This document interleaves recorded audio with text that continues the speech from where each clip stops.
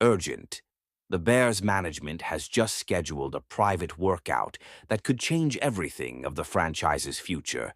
A controversial player that no one expected is on the radar for the first round. Meanwhile, an elite veteran has just been cut, and the Bears could make an immediate move.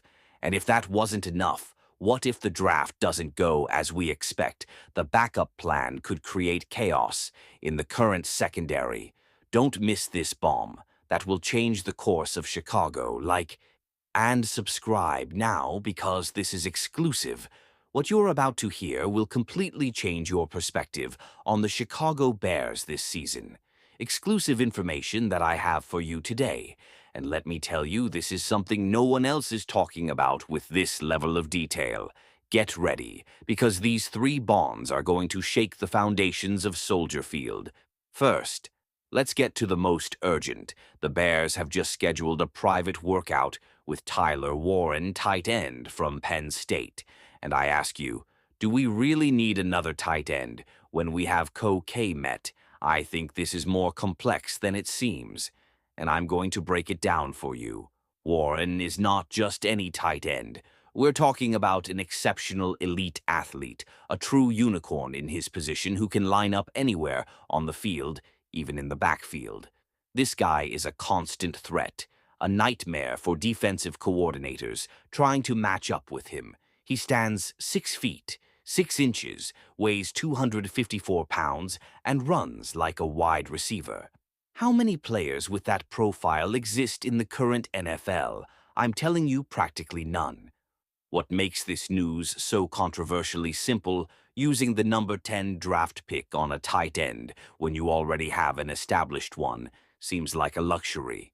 Many fans don't understand, but let me explain something you're overlooking. Ben Johnson, our new offensive coordinator, is a genius at manipulating formations with multiple tight ends. And here's the key fact that no one is mentioning.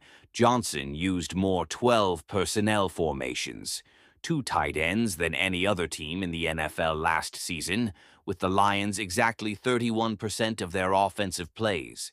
This is not a coincidence. It's a game philosophy. I'm telling you with all certainty, Johnson sees Warren as the in-piece in his offensive puzzle. Now imagine this scenario for a moment. Warren alongside K-Man with DJ Moore and Rome Odunze on the field. At the same time, 4 receiving threats, all with different physical profiles and skills. How do you defend that?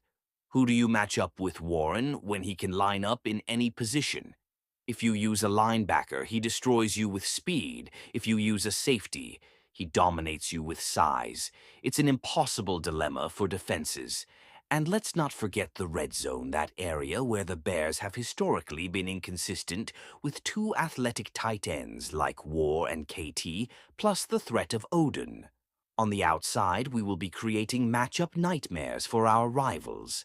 I asked you, wouldn't it be worth using that number 10 pick if it means turning our red zone into a scoring machine? I think absolutely. Yes. Would it fill an urgent need on the roster? Probably not if you look at it superficially, but if you deeply analyze what Ben Johnson wants to build offensively, Warren wouldn't be a luxury. He would be a strategic necessity. And I'm telling you, this move makes much more sense than the experts are willing to admit publicly. The versatility he would add to our attack would be exponential.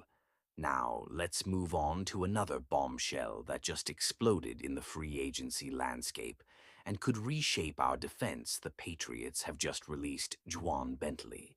And this is an opportunity that Ryan POS cannot, should not, and does not have the luxury to ignore. Why? Because I'm going to explain something that no one else is considering right now. Doc Bentley is not just any run-of-the-mill linebacker.